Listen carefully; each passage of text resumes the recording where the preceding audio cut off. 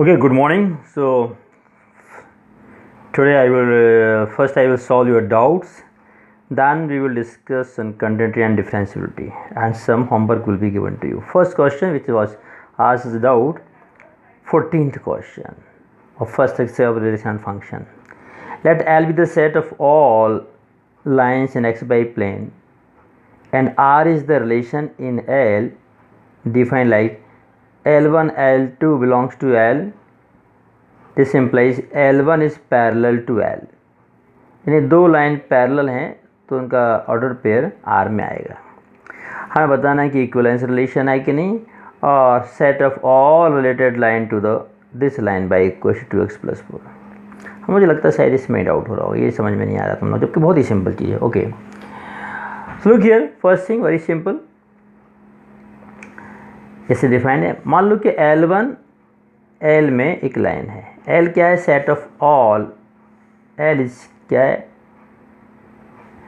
Set of all lines, set of all lines in x by plane, ये set L है, और इसमें ये सेट डिफाइन रिलेशन R डिफाइन है L क्रॉस L में।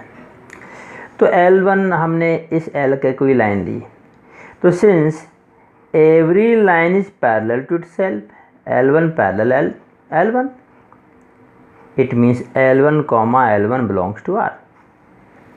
हर लाइन खुद के पैरेलल तो होती है ना, तो L1 comma L1 also belongs to R, means R is reflexive। Now take L1 and L2, two lines of L such that L1 L2 belongs to R। अब L1 L2 belongs to R, इसका मतलब L1 L2 क्या है? Parallel, L1 parallel L2, L1 parallel L2 यानी L1 L2 के parallel है, तो इसको पॉलिटिकली लिख सकते हैं L2 पैरेलल L1, ये भी लिख सकते हैं, ये भी सही है। यदि L1 L2 के पैरेलल है तो हम ये भी कह सकते हैं कि L2 L1 के पैरेलल है। It means L2 L1 also belongs to R, means A B belongs to R तो B also belongs to R। It means R is what? Symmetric. R symmetric भी हो गया। अब मैं तीन लाइन ली, L1 L2 L3, such that L1 L2 R में है और L2 L3 R में है। अब L1 belongs to L2, L1 L2 belongs to R, means L1 parallel L2। L1 L2 R में है, मतलब L1 L2 आपस में क्या है? पैरेलल है। L2 L3 भी कहते हैं कि हम R में, मतलब L2 L3 के पैरेलल है, तो L1 भी L2 के पैरेलल है, L2 भी L3 भी L2 के पैरेलल है। If two lines are parallel to the same line are parallel to each other, ये लाइन ये लिखना है यहाँ पे। If two lines are parallel, यहाँ लिख देना है, हम यहाँ y लिख दे रहे हैं, आप y नहीं लिख, इसका रीजन लिखना है। If two lines are parallel to the same line, L1 और L3 दोनों ही सेम लाइन L2 के पैरेलल हैं, L1 और L3 दोनों ही L2 के पैरेलल हैं, इसका मतलब L1 L3 भी आपस में क्या होंगे? पैरेलल होंगे। तो L1 parallel L3, it means L1 L3 also belongs to R, means AB belongs to R, BC belongs to R, तो AC also belongs to R, तो R is what? Transitive। So since R is reflexive, symmetric and transitive, hence R is an equivalence relation। अब आते हैं आपके last point पे, आपको बताना है all set of all the lines which are related to this, मतलब सारी वो लाइन जो इसके पैरेलल हों, इसके पैरेलल जो भी लाइन होंगी उनकी स्लोप भी इसी के बराबर होगी कि नहीं होगी? स्लोप तो जानते हैं, तो देखिए भाई, y equal to mx plus c लिखें, से कंपेयर करें तो m is slope, what is m here? 2, slope of this line is what? 2। So सारी लाइन जिनकी स्लोप 2 होगी वो इस लाइन के क्या होंगे? Parallel. So you right here, thus all the line in L with slope 2 are related to this, इससे related है, मतलब इसके क्या होंगे? पैरेलल होंगे। वो जिन लाइन की स्लोप सेम होती है वो आपस में क्या होती हैं? पैरेलल होती हैं। ओके, सो ये हो गया। एक डाउट और आया था, that also will discuss, that was from miscellaneous exercise I think. हाँ, question number second, if f w to w defined as f of n equals to n minus 1 if n is odd and f of n equals to n plus 1 if n is even।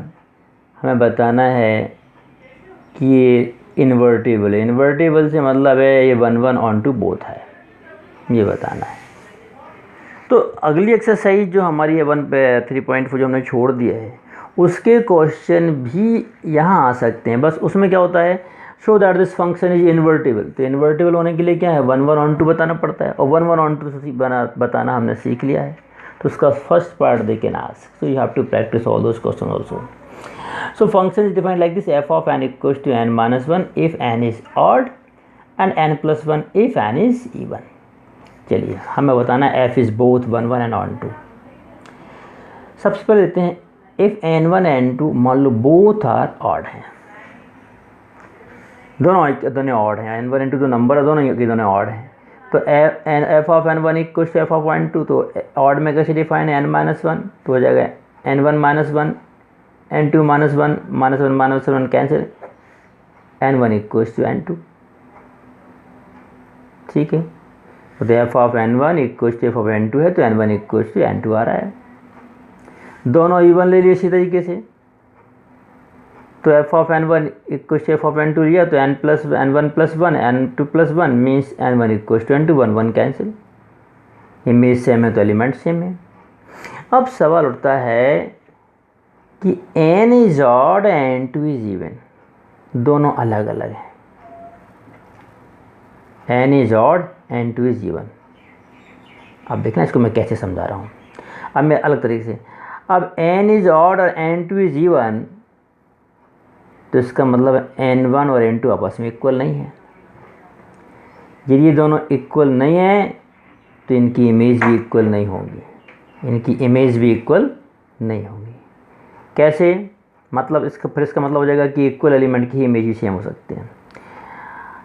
n1 minus n1 not equal to n2, तो दोनों एक तरफ -1 कर दें, एक तरफ +1 कर दें, जिसका मतलब है n1 minus 1 not equal to n2 plus 1। आप कहेंगे कैसे, अच्छा ज़रा इसको देखो, इसका n1 -1 इस तरफ ट्रांसफ़र कर दें, तो n1 इक्वल टू हो जाएगा n2 प्लस 2। n2 क्या है, इवन, और किसी इवन नंबर में 2 ऐड करें तो फिर क्या आएगा, इवन। इसका मतलब n1 भी क्या बन जाएगा, इवन, जबकि n1 क्या है, ऑड। तो n1 भी क्या बन जाएगा, even, which is not true. That's why this relation is not true. ठीक है ना। तो n1 not equal to n2 हमने मान के चले, तो एक तरफ -1 किया, एक तरफ +1 किया, तब भी आपस में इक्वल नहीं होंगे। क्यों इक्वल नहीं होंगे, यदि हम मान लें ये इक्वल हैं, तो इसका मतलब है n1 equal to n2 plus 2, n2 plus 2 n2 even है, तो n2 प्लस 2 भी इवन ही होगा, मतलब n1 इवन हो जाएगा, जबकि n1 है क्या, ऑड है। तो रिलेशन सही हो ही नहीं सकता, तो ये दोनों आपस में बराबर नहीं है। तो ये क्या है, f ऑफ n1, और ये क्या है, f ऑफ n2, क्योंकि n1 तो ऑड था, n2 इवन था। तो हमने क्या देखा, यदि n1 n2 आपस में इक्वल नहीं है, तो f ऑफ n1 और f ऑफ n2 भी आपस में इक्वल नहीं आए। ठीक, यहाँ लेके चले, ये दोनों इक्वल हैं, तो n1 n2 बराबर आ गए दो केस में, और यहाँ पे इक्वल नहीं है क्योंकि एक इवन एक ऑड है, तो उनकी इमेजेस भी सेम नहीं आ रही। मतलब इक्वल इमेज के एलिमेंट की इमेज ही सेम होती हैं, हैंस f इज़ 1 1। ये दिमाग लगाने पड़ते हैं। अब देखिए, अब हमें बताना है कि ये ऑन टू है कि नहीं है। तो n belongs to w, w मतलब whole number, and n is even, मान लो n इवन है। ठीक, तो f of n equal to क्या होगा, n प्लस 1। ठीक है, अब देखते हैं, for all n belongs to w which is codomain, codomain में का 2 है और ये इवन है, तो इस इवन के रिस्पेक्ट में एक ऑड n प्लस 1 दूसरे w में होगा। यहाँ की रिस्पेक्ट में यदि ये इवन है तो इसके रिस्पेक्ट में एक ऑड n+1 यहाँ होगा, ताकि हम जब रखें यहाँ पे f of n+1 equal to ये इवन है तो ये n+1 क्या हुआ ऑड, तो ऑड के लिए कैसे डिफाइन है n-1 करके, तो f of n+1 -1 finally n means f of n+1 की इमेज क्या है n है, n इवन है तो इसकी ये किसकी इमेज है f ऑफ n+1 की। इसी तरीके से इफ़ n इज ऑड, यदि f n ऑड है तो इसके लिए n की जगह कोई और m लिख सकते, चलो m इज ऑड, तो m के रिस्पेक्ट में एक यहाँ m-1 ऐसा होगा, ये ऑड है तो स्वाभाविक है इसे एक कम क्या हो गया इवन होगा। और ये f ऑफ इवन कैसे, इवन में कैसे डिफाइंड है m+1 करके, तो f ऑफ m+1 निकालने की f ऑफ n-1 निकालेंगे तो f ऑफ n-1 + 1 n आ जाएगा, मतलब हम यहाँ n ले ले रहे हैं, m कर दे रहे हैं, कन्फ्यूजन हो जाए। नहीं, हर एक इवन के लिए यहाँ एक ऑड है, हर एक ऑड के लिए यहाँ एक इवन है, hence f is onto. इसको बार बार रोक के देख के पढ़ेंगे इस पार्ट को समझने के लिए, इसको समझने के लिए और इसको समझने के लिए, बाकी ऊपर का हिस्सा तो सही है।